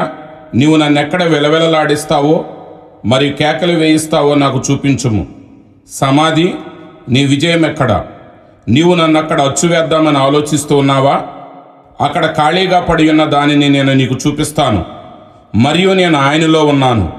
ఆయన నన్ను అంత్యదినమున పైకి లేపును. ఒక ఓడిపోయిన శత్రువు అబ్రహాము యొక్క రాజసంతానము, సహజ సంతానము దానిని చూపించలేదు, కానీ రాజసంతానము దానిని జయించగలదు. ముందే అది జయించబడినది. ఎందుకనగా ఆయన మనకన్నా ముందుగా వెళ్లి మన నిమిత్తము ప్రతి ఒక్క గవిని జయించెను. 2000 సంవత్సరముల తరువాత ఇప్పుడు ఆయన మన మధ్యలో బలిష్ఠుడైన జయశాలిగా నిలబడి ఉన్నాడు. ఆయన కేవలం బలహీనతను మాత్రమే జయించలేదు, రోగములను కూడా జయించెను. ఆయన శోధనను కూడా జయించెను. ఆయన పాతాళమును జయించెను. ఆయన సమాధిని జయించెను మరియు తిరిగి లేచెను. 2000 సంవత్సరముల తరువాత ఆయన మన మధ్యలో ఇక్కడ ఈ మధ్యాహ్నము నిలబడి తనను తాను ఒక బలిష్ఠుడైన జయశాలిగా గుర్తింపజేసుకుంటున్నాడు. ఆమేన్. ఆయన ఇక్కడే ఉండి అబ్రహాము యొక్క రాజ సంతానముగా తన వాగ్దానమును సూచిస్తున్నాడు. Oh my. మరియు ఆ శత్రువు యొక్క గవిని అతడు స్వాధీనపరుచుకొనును. ఆ సంతానమునకు ఆయన ఇక్కడ సజీవునిగా నిలబడి ఎవరికి తనను తాను చూపించుకుంటున్నాడు? ముందు నిర్ణయంలో ఉన్న సంతానము మాత్రమే ఆయనను చూడగలరు. ఆయన దానిని జయించెను. ఎవరు? పరీక్షించబడిన అనంతరము వాక్యం యొక్క వాగ్దానము క్రీస్తు యొక్క శరీరములోనికి వారు పరిశుద్ధాత్మ చేత ముద్రించబడి ఉన్నారు. దానిని రుజువుపరచుటకు హెబ్రీయులకు రాసిన పత్రిక 13వ అధ్యాయం 8వ వచనం అలాగూ చెప్పుచూ ఉన్నది. వారు పరిశుద్ధాత్మ చేత అక్కడ ముద్రించబడి ఉన్నారు. దేని చేత? పరిశుద్ధాత్మ చేత. అబ్రహాము దానిని ముందుగానే చూసి విశ్వాసము చేత దానిని నమ్మెను. ఇప్పుడు మనము దానిని పొందుకుంటున్నాము. ఆ వాగ్దానములో ఆయన ఏమి చెప్పినో మనము చూద్దాం. యోహాను సువార్త 14వ అధ్యాయం 12వ వచనం, ఈ అంత్య దినముల యందు తనంతట తానే పునరుద్ధానుడైన జయశాలి ద్వారా అది రుజువుపరచబడి ఉన్నది. ఏదో సిద్ధాంతము కాదు గాని క్రీస్తు అనే ఒక వ్యక్తి, ఒక జయశాలి. నా సంఘము కాదు, నా బాప్టిస్టు సంఘము కాదు, లేక ప్రెస్బిటేరియన్ సంఘము కాదు, మెథడిస్టు కాదు, లేక పెంతెకోస్తు వలన కాదు, లేక మరేదో కాదు గాని యేసు క్రీస్తు వలన మాత్రమే. ఆయన నేడును జీవించి ఉన్నాడు. అక్కడ ఆయన మన నీతీకరణ నిమిత్తమై పునరుద్ధానుడై ఉన్నాడు. ఆయన జీవించి ఉన్నాడు కాబట్టి మనమును జీవించి ఉన్నామని ఆయన చెప్పాను. మానవుడు రొట్టె వలన మాత్రం కాదు గాని దేవుని నోట నుండి వచ్చే ప్రతి మాట వలన జీవించును. వాక్యములోని భాగము వలన కాదు, దేవుని నోట నుండి వచ్చే ప్రతి ఒక్క మాటను బట్టి. పునరుద్ధానమును మరియు జీవమును నేనే. నా యందు విశ్వాసముంచు ప్రతివాడు మరణించినను తిరిగి జీవించును. నా యందు విశ్వాసముంచి జీవించువాడు ఎన్నడూను మరణించడు. మీరు దీనిని నమ్ముచున్నారా? ప్రతి శత్రువు యొక్క గవిని తీసుకొనుము. ఆయన బోసువర్తను ఎలాగూ జయించెను? దేవుడు ఎప్పుడైతే జయశాలిలో బోసువర్త ఉండెను, ఆ కారణమును బట్టి అతడు ఎలాగనెను, నా జీవితంలో అత్యంత ఆనందకరమైన గడియ ఇదియే. ఆ యొక్క బలిష్ఠుడైన జయశాలిని అతడు ఎరిగి ఉన్నాడు. ఆయన యొక్క భరోసా అతడికి ఆయన వలె విశ్రాంతినిచ్చినది. మనం ఇప్పుడు పాడుదాం. జీవించి ఆయన నన్ను ప్రేమించెను, మరణించి నన్ను కాపాడెను. పాతి పెట్టబడి నా పాపములను ఆయన దూరముగా కొనిపోయెను. పునరుద్ధానుడై నిరంతరము ఆయన స్వతంత్రునిగా నీతీకరించెను. ఏదో ఒక దినమున ఆయన వస్తాడు. ఓ మహిమకరమైన దినమున ఎవరైతే ఓడిపోయినట్లుగా కనిపిస్తున్నారో వారికి ఎడ్డీ ఫెరోనెట్ నేను నమ్ముచున్నాను. అతడు ఎన్నడూ క్రైస్తవ పాటలను అమ్మలేకపోయాడు. ఏ ఒక్కరూ వాటిని కోరుకొనలేదు. వారికి ఇక వాటితో ఏమాత్రము పని లేదు. ఓ ఓడిపోయిన వారు మరియు విశ్వాసి, ఒక దినమున పరిశుద్ధాత్మ అతని మీదకి వచ్చెను. అతని యొక్క శత్రువు గౌరిని, ఆ యొక్క సాహిత్యమును పొందుకోలేదు. ఆ ఆత్మ అతడిని తాకెను. అప్పుడు అతడు పెన్ను తీసుకొనిను. దేవుడు అతనికి ప్రారంభోత్సవ పాటను వ్రాయుటకు అనుమతించెను. యేసు నామములోని శక్తికే సమస్త మహిమ. దూతలను సాష్టాంగ పడనిమ్ము, రాజతలపాగా తీసుకుని రమ్ము. అందరికీ పైగా ప్రభువుగా కిరీటము పెట్టుము. అందురాలైన ఫిన్నీ క్రాస్బీ ఒకసారి ఇలాగూ చెప్పెను, అది నీకేమవుతుంది? పెంతెకోస్తు అయిన ఎల్విస్ ప్రెస్లీ వలె ఆమె తన యొక్క జన్మ హక్కును అమ్ముకొనలేదు, లేక క్రైస్ట్ బూన్ ఎలాగూ చేయలేదు, లేక రెడ్ ఫోలే వారి వలె తన తలాంతును లోకమునకు అమ్ముకొనలేదు. వారు అనేక కాడిలాక్స్ కార్లు కలిగి ఉన్నారు, కోట్ల కొలది డబ్బును కలిగి ఉన్నారు, బంగారు రికార్డులు కలిగి ఉన్నారు. కానీ ఫిన్నీ క్రాస్బీ తన స్థానములో సత్యంగా నిలిచెను. ఆమె ఎలాగును కేక పెట్టెను, సౌమ్యమైన రక్షకుడా, నన్ను దాటిపోవద్దు, నా దీన మొరను ఆలకించుము. మిగిలిన వారందరూ పిలుచుచుండగా నన్ను దాటిపోకుమా. నీ జలధారయే నాకు సమస్త ఆదరణ, జీవము కన్నా నాకు అధికమై ఉన్నది. నీవుగాక నాకు ఈ లోకములో ఎవరున్నారయ్యా, లేక నీవుగాక నాకు పరలోకములో ఎవరున్నారయ్యా. వారెలాగన్నారు, నీవు పరలోకమునకు వెళ్ళినప్పుడు గుడ్డిదానివిగా ఉన్నట్లయితే ఏమి చేస్తావు? ఆమె ఎలాగన్నది, ఎలాగైనా నేను ఆయనని ఎరుగుదును. వారన్నారు, ఆయన నీవు ఎలాగూ ఎరుగుదువు, నాకు తెలుసును. వారన్నారు, శ్రీమతి క్రాస్బీ, నీవు కోట్ల రూపాయలు సంపాదించుకోవచ్చు. ఆమె ఎలాగన్నది, ఆ కోట్ల డబ్బు నాకొద్దు, నీవు ఆయన ఎలాగూ తెలుసుకుంటావు? ఆమె ఎలాగూ చెప్పినది, నాకు ఆయన తెలుసు, నాకు ఆయన తెలుసు. విమోచించబడి ఆయన ప్రక్కన నిలబడిన వారిలో నేనుంటాను. నాకు ఆయన తెలుసు, నాకు ఆయన తెలుసు. నేను ఆయనను చూడలేకపోయినా ఆయన చేతిలోని మేకుల రంధ్రంలో అనుభూతి చెందుతాను. ఆమె తన శత్రువుల యొక్క గవినిని స్వాధీనపరుచుకున్నది. అవును, నీవు క్రీస్తులో ఉన్నట్లయితే ఆయన ఎలాగనెను, మీరు నా యందు మరియు నా మాటలు మీ యందు ఉన్నట్లయితే మీకేమి కావలినో అడుగుడి. ఏ గవినిని తీసివేయాలని మీరు అనుకుంటున్నారో అడగండి. మీకేమి కావాలో అడుగుడి, అది మీకు ఇవ్వబడును. మీరు నా యందు మరియు నా మాటలు మీ యందు ఉన్నట్లయితే నీ ముందుకు వచ్చిన ఏ శత్రువు యొక్క గవిని అయినా సరే నీవు జయిస్తావు. ఎందుకంటే నీవు అబ్రహాము యొక్క రాజ సంతానమై ఉన్నావు. నీ ముందు ఎటువంటి గవిని నిలబడి ఉన్నది? ఒకవేళ అది అనారోగ్యమైతే దానికై నీవు జయశాలి కన్నను ఎక్కువగా ఉన్నావు. అప్పుడు మనం ఎలాగో అనవచ్చును, ఈ పాతకాలపు మహిమకరమైన పాటను పాడుదాం. గ్రంథములోని ప్రతి వాగ్దానము నాదై ఉన్నది, ప్రతి అధ్యాయము, ప్రతి వచనము మరియు దైవికమైనవే. ఆయన యొక్క దైవిక ప్రేమను నేను నమ్ముచున్నాను. ఆ గ్రంథములోని ప్రతి వాగ్దానము నాదై ఉన్నది. మనము జయశాలుల కన్నా అధికమైన వారైన కారణము చేత అబ్రహాము సంతానముగా శత్రువు యొక్క ప్రతి గవినిని స్వాధీనపరుచుకుంటాము. వారు ఈ సంగతులు జరగవని చెప్పినప్పుడు, వారు దీనిని అపవాది లేక బయల్జుబూల్ అని పిలిచినప్పుడు, లేక మరేదోగా పిలిచినప్పుడు, దేవుడు నిశ్చయముగా శత్రువు యొక్క ప్రతి గవినిని స్వాధీనపరుచుకొనును. ప్రార్థించుదాం. ప్రభువా, అబ్రహాము సంతానమై ఉన్న ప్రభువా, వారు దానిని చూస్తారని నాకు తెలుసు. నిజమైన నేలను తాకకుండా ఆ వాక్యం ఎలాగూ పడిపోగలదు? వారు దానిని అర్థం చేసుకోవాలని నేను ఇప్పుడు ప్రార్థిస్తున్నాను. ప్రార్థన వరసలోనికి వచ్చిన ప్రతి ఒక్కరూ స్వస్థత పొందుకొనెదరుగాక.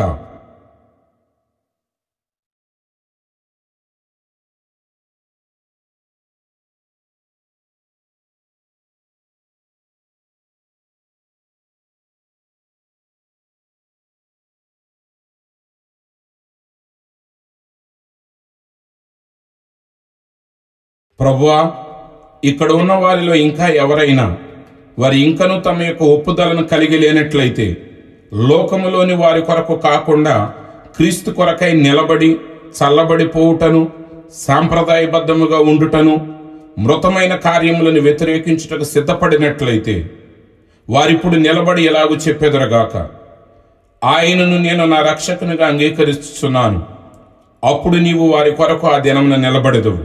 ప్రార్థన కొరకు మనము మన శిరములు వంచుచుండగా లేచి నిలబడిన వారిలో ఎవరైనా ఎలాగూ చెప్పేవారున్నారా? ఇప్పుడే నేను ఆయన కొరకు నిలబడెదను.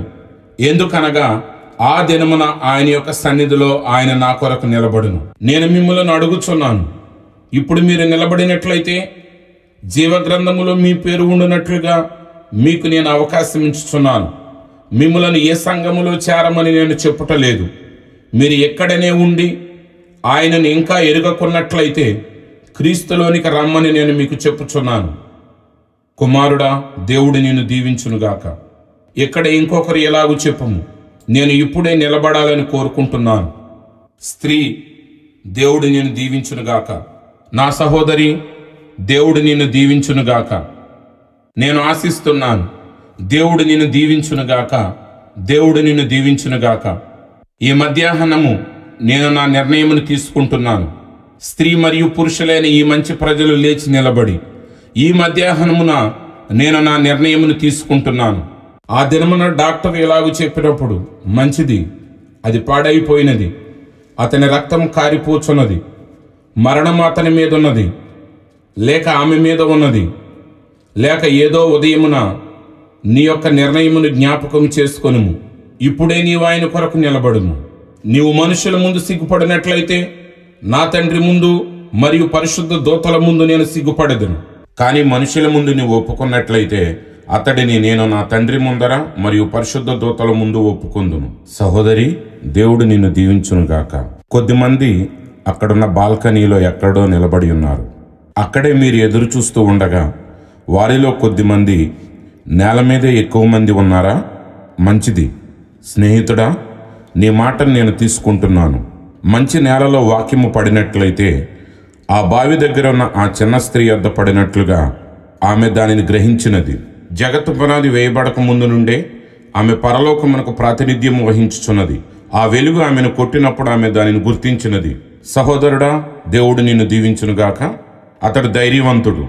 నా సహోదరుడా, దేవుడు నిన్ను దీవించునుగాక. నీ యొక్క జీవితంలో నీవు ఘనమైన కార్యములు చేయుదువు. నీవెన్నడూ చేయని గొప్ప కార్యములు నీవు చేస్తున్నావు. ఇప్పుడు నీవు క్రీస్తు కొరకు నిలబడుము. మా పరలోకపు తండ్రి, ఈ మధ్యాహ్నం విత్తనము ఒక నేలలో నాటబడి ఉన్నది. దానిలో నుండి జీవము మొలకెత్తుటని మేము చూస్తూ ఉన్నాము. ఇక్కడున్న స్త్రీ మరియు పురుషులు వారి కాళ్ల మీద వారు నిలబడి, ఎవరైతే సర్వాంతర్యామి, సర్వజ్ఞుడు, సర్వశక్తుడై ఉన్నాడో ఆ దేవుని యొక్క కన్నును చూస్తున్నారు. వారు చూస్తూ ఉన్నారు. తండ్రి, వారు నీవారై ఉన్నారు. వారిని ట్రోఫీలుగా నేను నీకు సమర్పించుకుంటున్నాను. ఇప్పుడు వారిక్కడ నిలబడి పొందుకున్న అనుభూతి వారికి వారేం చేసి ఉన్నారో తెలియచేయును. దాని యొక్క అర్థమేమిటో తెలియచేయును.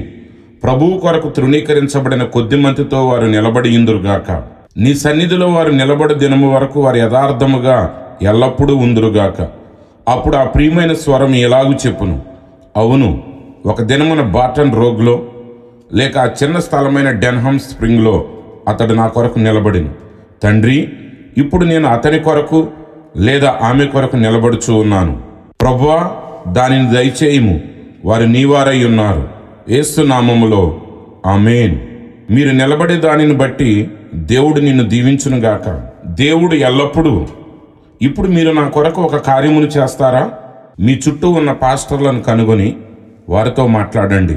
ఇప్పటి వరకు మీరు బాప్తిస్మం పొందకున్నట్లయితే క్రైస్తవ బాప్తిస్మం వంటిది. ఇప్పుడే మీరు విశ్వాసులుగా మారండి. నిజమైన విశ్వాసులుగా మారండి. వేషధారులుగా కాదు గాని నిజమైన విశ్వాసులుగా మారండి. మనము ప్రార్థిస్తుండగానే ఈ చేతి రుమాళ్ల గురించి ప్రార్థించుదాం.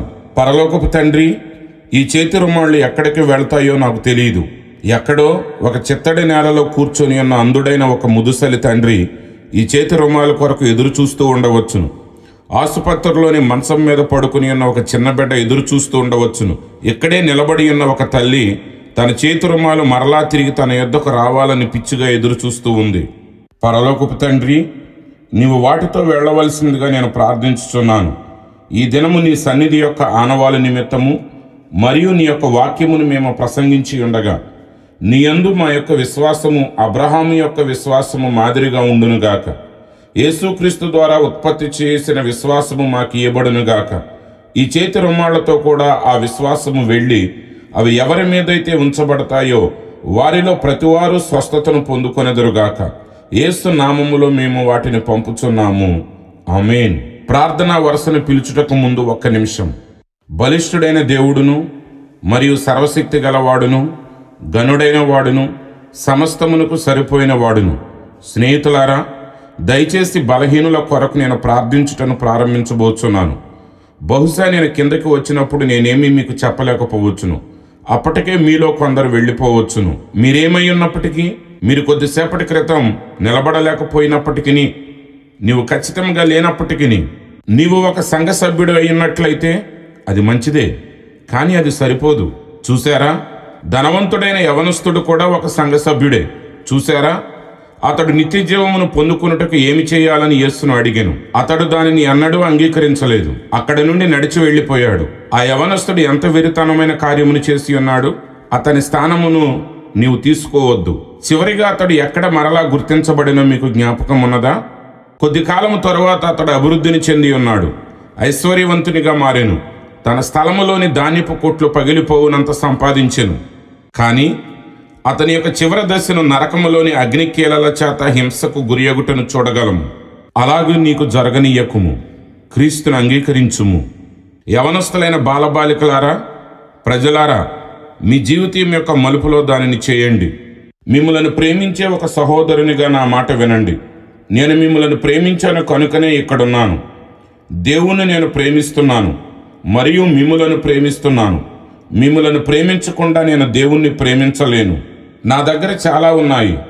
కావున మీరు నాకేదైనా తెలపాలని అనుకున్నట్లయితే అక్కడున్న నా కుమారునికి తెలియచేయవచ్చును, లేదా నా పిల్లలలో ఎవరికైనాను తెలియచేయవచ్చును. నన్ను కేవలం అవి లేకుండానే నేను వెళ్తాను. ప్రతి తండ్రి దానిని చేయును, కావున దేవుడు కూడా అలాగుననే చేయును. చూసారా, తన ప్రజలను ప్రేమించును, ఒకరిని ఒకరు ప్రేమించండి. మీరు ఎలాగనవచ్చును, వారిని ఎందుకని దూషించావు? నిజమైన ప్రేమ సరిచేస్తుంది. మీ పిల్లలు వీధిలో కూర్చొని ఉన్నట్లయితే నీవు ఎలాగనవచ్చును, మంచిది, అక్కడ పిల్లలు కూర్చుని ఉన్నారు, అతడు అక్కడ అలాగూ చేయకూడదు. కానీ ఆ చిన్నవాని యొక్క భావములను గాయపరచాలని నాకు లేదు. నీవు అతడిని ప్రేమించకపోతే అతడు అక్కడే చంపబడతాడు. నీవు అతడిని ప్రేమించినట్లయితే నీవు అతడిని ఒక చిన్న దెబ్బ కొట్టి తీసుకుని వస్తావు. అతడు విధేయత కలిగి ఉండినట్లుగా నీవు చేస్తావు. దేవుడు ఆ విధముగా చేయును. ప్రేమ సరిచేయును. అదియే నిజమైన ప్రేమ అయ్యున్నది. ఒక ప్రసంగికుడు నిలబడినప్పుడు ఒక స్త్రీ తన జుట్టు కత్తిరించుకుని మరియు ముఖమునకు రంగు పూసుకుని వచ్చినప్పుడు నీవు దానిని సరిచేయనట్లయితే, దానిని తీసివేయకపోతే అక్కడ నిజమైన ప్రేమ లేదని అర్థము. మరియు పురుషులు 3 సార్లు లేక 4 సార్లు వివాహములను చేసుకుంటూ మరియు అటువంటి కార్యములు జరుగుచున్నట్లయితే మరియు వాటితోనే ఉన్నట్లయితే అక్కడ నిజమైన ప్రేమ లేనే లేదు. నీవు సంఘములో చేరిన తరువాత నీ వీపు తట్టుచు మృదువుగా నీతో ఉంటూ ఏదో ఒక ఆచారము తరువాత నువ్వు చేయవలసినదల్లా కేవలము పరిశుద్ధ సంఘములో చేరుటయే. అక్కడ ప్రేమ లేనే లేదు. ఈ పురుషుడు పూర్తిగా నశించిపోయాడు, అయినప్పటికీ తనను తాను చూచుకొనలేకపోతున్నాడు. నిజమైన ప్రేమ సరిచేయును మరియు అది నిన్ను దేవుని వాక్యంలోనికి మరలా తీసుకుని వచ్చును. యేసును చూడండి, ఆయనేం చెప్పెనో, ఆయన వారిని ఎంతో ప్రేమించిన కారణమున వారు ఆయన రక్తము నిమిత్తము కేకలు వేసినప్పుడు వారి స్థానంలో మరణించెను. ఇప్పుడు పరిశుద్ధాత్ముడే, ఒక్క నిమిషం నేను ఆగాలని అనుకుంటున్నాను. మనము ప్రారంభించుటకు ముందే పరిశుద్ధాత్మ యొక్క అభిషేకము నా మీదకు వచ్చే వరకు నేను ఆగాలని అనుకుంటున్నాను. నేను ప్రసంగిస్తున్నాను. మీ యొక్క సహకారమునకు వందనస్తుడను. ఇక్కడున్న ప్రతి ఒక్కరూ మీరు ఎక్కడున్నప్పటికీ, ఈ భవనంలో ఎక్కడున్నా ఒక్క నిమిషం ప్రార్థించు. ఇలాగనుము, ప్రభువైన యేసు, నాకు సహాయం చేయుము, నాకు సహాయం చేయుము, నన్ను నీ యొక్క వస్త్రమును తాకనిమ్ము. యేసు ఇలాగనెను. మీకు తెలుసా, యేసు యొక్క వస్త్రములను ఆ స్త్రీ తాకినప్పుడు ఆయన దానిని శరీరకముగా అనుభూతిని చెందలేదు, కానీ ఆయన వెనుతిరిగి మరియు ఆమె ఎవరో మరియు ఏమి చేసినదో కనుగొనెను. ఈ మధ్యాహ్నము కూడా ఆయన అదే యేసుగా ఒక ప్రధాన యాజకునిగా మన యొక్క బలహీనతలను తాకగలడు. ఇక్కడున్న మీరందరూ దాన్ని నమ్ముచున్నారా? అది నిజమై ఉన్నది. ఆ దేవుడే ఈ వాగ్దానమును చేసి ఉన్నాడు. మరొకసారి ఆయన దానిని చేయునుగాక. మనం ఈ సొదొమ వంటి దినములలో జీవించుచూ ఉండగా ఈ భవనములోని వారెంతమంది దానిని నమ్ముచున్నారో వారు మీ చేతులను పైకెత్తండి. మనం సొదొమలో జీవించిన వారి వలె జీవించుచున్నాము. వ్యవస్థ అంతా పాడైపోయినది.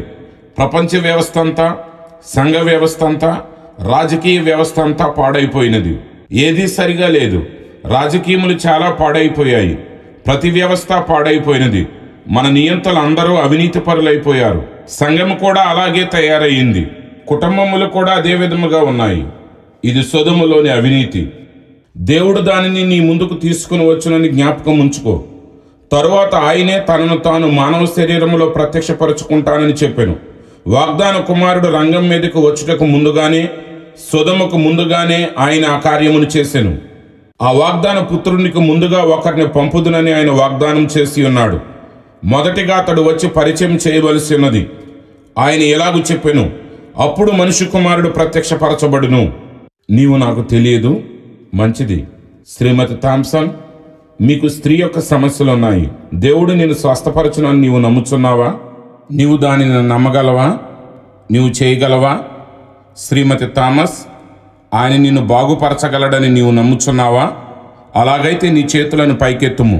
అదిగో అక్కడ ఒక స్త్రీ నీకు వెనుక కూర్చొని ఉన్నది. ఆమె ప్రార్థిస్తున్నది. ఆమెకు ఆర్థరైటిస్ ఉన్నది. ఆమెకు కుడి ప్రక్కన ఒకరు కూర్చొని ఉన్న వానికి కడుపులో సమస్య ఉన్నది. ప్రార్థన కూడా చేస్తున్నారు. అది నీవు కోల్పోతావు. గమనించటలేదా? నీవు ఈ ప్రాంతమునికి చెందినవాడవు కావు. నీవు మిసిసిపి నుండి వచ్చి ఉన్నావు. నీవు స్త్రీ స్ట్రింగర్వు. నీ హృదయమంతటితో నీవు నమ్మినట్లయితే యేసుక్రీస్తు నిన్ను బాగుపరచును. నీవు దానిని నమ్మి ఉన్నట్లయితే, నమ్మగలవా? అప్పుడు నీవు దాన్ని పొందుకుంటావు. అలాగునే నీవు నీ చేతులను పైకెత్తినట్లయితే ప్రజలు నిన్ను చూడగలరు. ఈ ప్రజలను నేను ఎరుగను. నేను నా జీవితంలో వారిని ఎన్నడూ చూసి ఉండలేదు. స్నేహితుడా, నీవు దాన్ని నమ్మవలసి ఉన్నది. ఆయన తనను తాను బయలుపరుచుకుంటున్నాడు. నీవు దానిని నీ హృదయమంతటితో నమ్ముచున్నావా? అయ్యా, నీ తలను ఎందుకు ఊపుచున్నావు? ఎందుకని నీవు నన్ను అలాగూ చూస్తున్నావు? అవునయ్యా, ఎందుకనగా నీవు దాన్ని చేసి ఉన్నావు. ఒక్క నిమిషంలో నేను నీతో మాట్లాడతాను. మీరొక వృద్ధుడై ఉండి అక్కడ కూర్చొని నన్ను చూస్తూ ఉన్నారు. అతడు నన్ను యథార్థతతో చూస్తున్నాడు.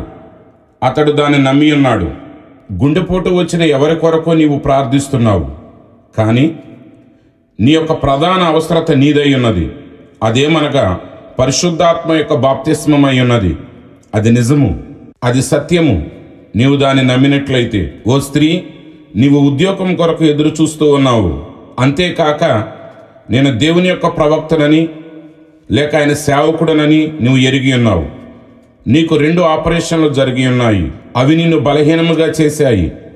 మరియు ఆత్మీయమైన ఇంకా అనేక సమస్యలు ఉన్నాయి. సమస్తము కూడా ఇప్పుడు సరి అయినాయి. నీ విశ్వాసమే నిన్ను బాగు చేయును. అక్కడ నీ ప్రక్కన కూర్చొని ఉన్నారు. ఆమె ప్రార్థిస్తున్నది. ఇక్కడ చూడు, ఆయన నీవు చెప్పినది వినెను. మరియు ఆయనను నీవు తాకి ఉన్నావు. నీవెవరవో నాకు తెలియదు, కానీ ఆయనకు తెలుసు. నీవు దేనిని గురించి ప్రార్థిస్తున్నావో నేను నీకు తెలియజేస్తాను. నీవు నీ హృదయమంతటితో నమ్ముచూ ఉన్నావా? నీకు పిత్తాశయములో సమస్య ఉన్నది.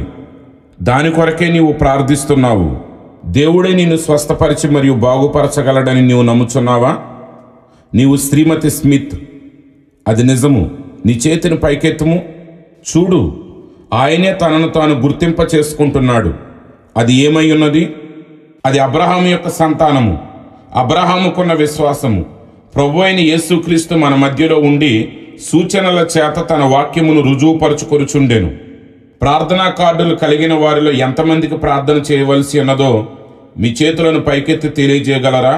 ఓ, త్వరగా ప్రార్థనా వరుస ప్రారంభించవలసి ఉన్నది. మీరు గమనించారా? దానిని మీరు అర్థం చేసుకోలేదా? ఆ ఆత్మ కేవలము అది స్వస్థపరచదు. కేవలం ఆయన ఇక్కడే ఉన్నాడు అని మాత్రమే అది తెలియజేస్తుంది. మీ యొక్క కాపరులు కూడా రోగుల కొరకు అదే విధమైన అధికారమును కలిగి ఉన్నారు. వారు దానిని నిశ్చయముగా చేయలేరు, కానీ వారు అదే అధికారమును కలిగి ఉన్నారు. విశ్వసించిన వారిని ఈ సూచక క్రియలు వెంబడించును. నాకు ఇక్కడున్న నా కాపరి స్నేహితులు కావాలి. అదంతా సరియే, వినేవారిలో నుండి పిలువుము. ఇక్కడున్న కాపరులలో ఎంతమంది వారి హృదయమంతటితో విశ్వసిస్తున్నారు? సేవకులలో ఎంతమంది విశ్వసిస్తున్నారు? ఓ, థ్యాంక్ యూ. మీరందరూ నిలబడినట్లయితే నేను ఆశ్చర్యపోతాను. కొద్దిసేపటిలో ఇక్కడికి వచ్చి నాతో కూడా నిలబడుము. ఇక్కడే నిలబడి రోగుల కొరకు ప్రార్థించుము. ఇక్కడికి రమ్ము. స్వస్థత ఎలాగూ జరుగుచున్నదో గమనించుము. ఏమి జరుగుచున్నదో గమనించుము. మీరందరూ 2 వరుసలలో రావాలని నేను ఆశిస్తున్నాను.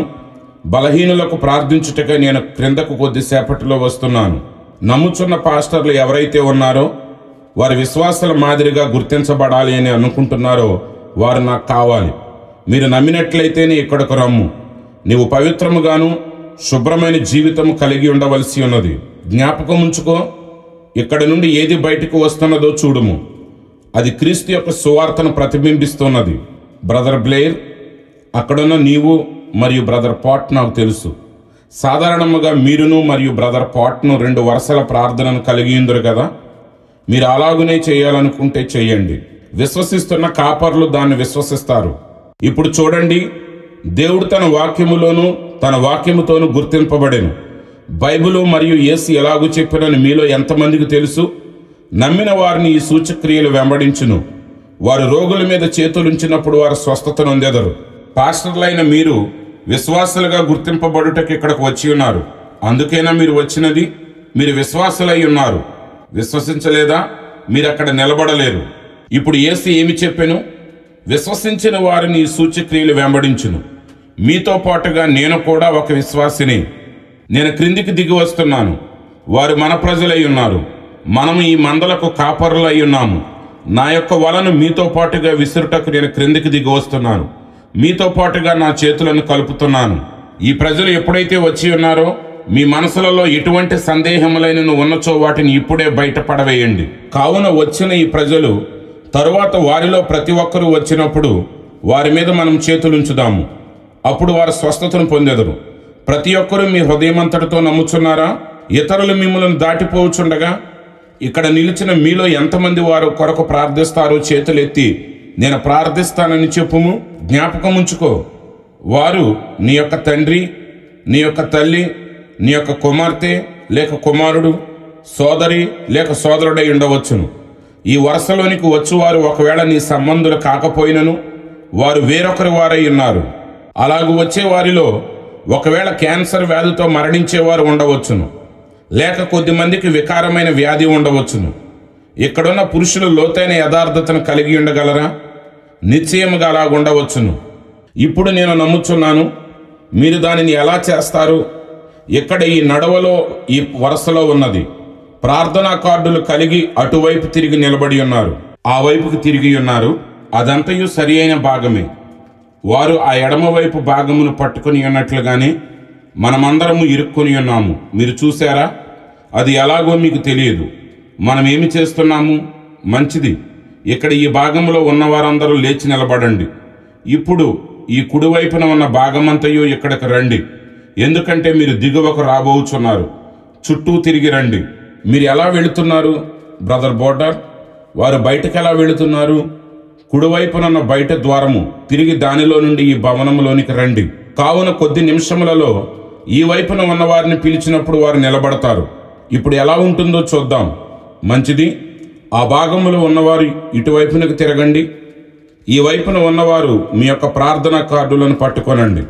బాల్కనీలో ఉన్నవారు క్రిందకు దిగి ఆ లైన్ యొక్క చివరలో వారితో పాటుగా రండి. ఇప్పుడు ఇదంతా ఎడమ పక్కన ఉన్న వారి కోసం. ఎడమ ప్రక్కకు వెళ్ళండి మరియు మీరు చూడండి. అక్కడ మీరు ఆ వరుసను ప్రారంభించి అక్కడి నుండి వెనుతిరిగి అలాగూ వెనకకు వెళ్ళండి. ఆ వైపుకు వెళ్ళండి. చూసారా? అప్పుడు మీరు ఆ వరుసను అటు తిరిగి వెంబడించుము. అలాగూ చేసినట్లయితే మనకు గందరగోళముగా ఉండదు. బాల్కనీలో ఉన్నవారులారా, ఆ నడువలో ఉన్నవారితో పాటుగా మీరును ఉండండి. మరియు వారు వచ్చుచుండగా మీరును వారితో పాటు రండి. ప్రతి ఒక్కరూ వెనకకు నడువుము. ఈ వరుసను మీరు కలిసేంత వరకు మీరు వెనకకు వెళ్ళుము. ముందుకు రండి. ఇక్కడకు పైకి రండి. నడిచి ఈ వరుసలోనికి రండి. ఓ, ఇప్పుడేం జరుగుతుంది? ఏమి జరగనై ఉన్నది? ఇప్పుడు ఇక్కడ ఏదో ఒకటి జరగబో సమయం ఇది. మంచిది. అది మంచిది. ఆ మార్గం గుండా వెనకకు వెళ్ళి చుట్టూ తిరిగి వచ్చి సరిగ్గా ఆ వరుసలో ఆ విధముగా నిలువుము.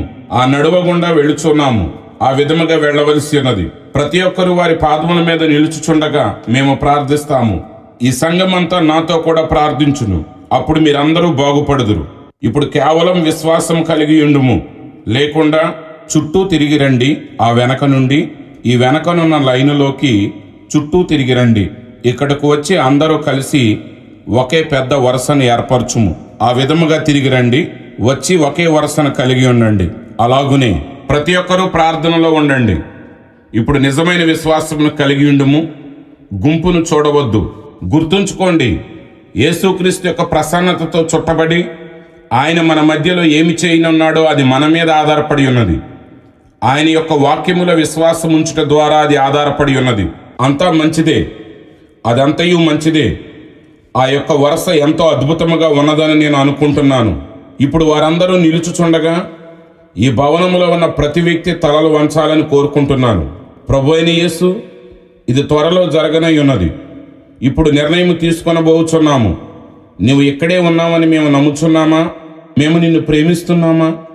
ప్రభువా, మాకు విశ్వాసం ఉన్నదా? నిన్ను అడుగుటకు సరిపోయే విశ్వాసం ఉన్నదా? ఈ ప్రజలు తాము వరుసలోనికి వచ్చి నిలబడుట ద్వారా తమ్మును తాము గుర్తించుకుంటున్నారు. ప్రభువా, అది వ్యర్థము కాకుండును గాక. వారు ఇక్కడి నుండి దాటి వెళ్ళుచు ఉండగా ప్రతి ఒక్కరూ క్రీస్తు క్రింద నుండి వెళ్ళుచున్నట్లుగా వెళ్ళుదురుగాక. ఆయన ఇక్కడున్నాడని మాకు తెలుసును. వారు తమ యొక్క స్వస్థతను పొందుకుంటారని మేము ప్రార్థిస్తున్నాము. ఖచ్చితంగా రాబో వారములలో ఈ ప్రజలు వారి యొక్క పాస్టర్ల యొద్దకు వెళ్ళెదరు. స్త్రీలకున్న స్త్రీ సమస్య, కడుపులో ఉన్న సమస్య, పురుషులలో ఉన్న వీర్యగంధి సమస్యలు మరియు ప్రతి ఒక్క సమస్య బాగుపడునుగాక. వారు నీ యొక్క సన్నిధిలో ఉన్నారు గనుక ఇలా గనెదరుగాక. ఆ సమస్యలు ఇప్పుడే నన్ను వదిలిపోయాయి. వారు ఇక్కడికి వస్తూ ఉండగా నువ్వు దేనికోసమైతే మరణించావో వారు దానిని పొందుకుందురుగాక. వారు అబ్రహాం యొక్క సంతానమై ఉన్నారు. వారి నిమిత్తము నీవు జయించి ఉన్నావు. వారు ఇక్కడికి వచ్చి మరియు నీవు వారికి ఇచ్చిన దానిని వారు పొందుకొందురుగాక. సాతాను, నీవు ఒక ఓడిపోయిన వాడివని తెలిసే విధముగా ఈ వారంలో నీవు బట్టబయలు అయి ఉన్నావు. కల్వరిలో యేసుక్రీస్తు నిన్ను ఓడించి ఉన్నాడు. మా నీతీకరణ నిమిత్తము ఆయన 3వ దినమున లేచి ఉన్నాడు మరియు ఆయన ఇప్పుడు మా మధ్యలో నిలిచి ఉన్నాడు. నీవు చేసిన దానికి మరియు నీకు దూరముగా మా యొక్క విశ్వాసం ఆయన వైపు చూస్తున్నది. ఈ ప్రజలను యేసుక్రీస్తు నామములో వదిలిపోము. దేవా, యజమానుడు మాకు నేర్పిన విధముగా మేము చేసి ఉన్నాము. ఈ ప్రార్థనా వరుసలో నుండి వెళ్ళిన వారు స్వస్థత పడ్డామని ఎంతమంది నమ్ముచున్నారో వారు మీ చేతులను పైకెత్తండి. నేను మీతో కూడా కలుస్తాను. ఇక్కడ మనము సేవకుల సమూహముగా ఏమి చేస్తున్నామంటే, వారిలో అనేక మంది బలహీనులు, అది నాకు తెలుసు. కానీ అయినప్పటికీ వారు తమ యొక్క సంఘములు లోపలికి తీసుకుని వచ్చుటకు వారు వారి యొక్క ప్రయత్నములు చేయుచున్నారు. వారు లోపలికి వచ్చి ఉన్నారా లేక రాలేదా? వారే నిజమైన కాపరులై ఉన్నారు. పరిశుద్ధాత్ముడు నాతో ఇలాగూ చెప్పాను, వారి చేతులు ఒకరితో ఒకరు కలుపుము. మన హృదయములు ప్రక్కనే ఉండగా మనము వలవేసినట్లుగా మనము కలిసి ప్రార్థన చేద్దాం. యేసు వారిని కూడా బాగు చేయుము, వారిని బలమైన కాపరులుగా చేయము, ప్రభు యొక్క వాక్యములో బలమైన వారిగా చేయుము. సోదరులారా, మీ హృదయంలో ఉన్న ప్రతి ఒక్క ఆశను దేవుడు మీకు ఇచ్చునుగాక. ఆ మంచి సేవక సమూహమునకు ఈ దినములన్నీ మీరు దేవుని సేవించుచుండగా మీ యొక్క జీవితములలో దేవుని యొక్క శక్తిని కలిగి ఉందురుగాక. యేసుక్రీస్తు మనతో ఉన్నాడు, మీతో కూడా సదాకాలము ఉన్నవాడు. ఇంతకు ముందటి కన్నా ఇప్పుడు ఆయనే తనను తాను మీకు మరింత ముఖ్యమైన వానిగా కనపరుచుకొనుగాక. ప్రజలైన మీరు కొందరు కృంటివారిగా ఉండగా మీరు ఎప్పటికిప్పుడే ఏ వ్యత్యాసమును కనుగొనలేరు. ఏ వ్యత్యాసము మీరు చూడలేకపోవచ్చును. అబ్రహాము ఏమి చేశాడో చూడండి. మీరు ఎదురు చూసిన వ్యత్యాసం అక్కడ ఏమీ లేదు. నీ యొక్క లక్షణములని నీవు చూడవద్దు. ఆయనేం చెప్పినో దానిని చూడుము. నీవెలాగనవచ్చును, నేను ఇంకనూ ఆ నొప్పి కలిగి ఉన్నాను, దానితో నీవు చేయగలిగినది ఏదీ లేదు. దేవుడు ఏది చేయమని చెప్పి ఉన్నాడో దానిని నీవు చేసి ఉన్నావు. గమనించారా? దానివైపు నీవు చూడవద్దు. ఆయనేం చెప్పానో దానివైపు చూడుము. దేవుడే ఆ విధముగా చెప్పాను. అలాగూ చేయలేవా? నా హృదయమంతటితో నేను నమ్ముచున్నాను. మిమ్ములను నేను మరలా చూసేంత వరకు ప్రభువైన దేవుడు మిమ్ములను దీవించునుగాక. మీ కొరకే నా ప్రార్థనలు. రాత్రి ఇంకా చీకటి పడకముందే వర్షము మరింత బలముగా పడకుండా ఉండాలని మీ కొరకు నేను ప్రార్థిస్తాను. మీరు నా కొరకు ప్రార్థించండి. తిరిగి మనం కలుసుకునేంత వరకు దేవుడు మిమ్ములను దీవించునుగాక. ఇప్పుడు సహోదరుడు కొనసాగిస్తాడు. చూశారా?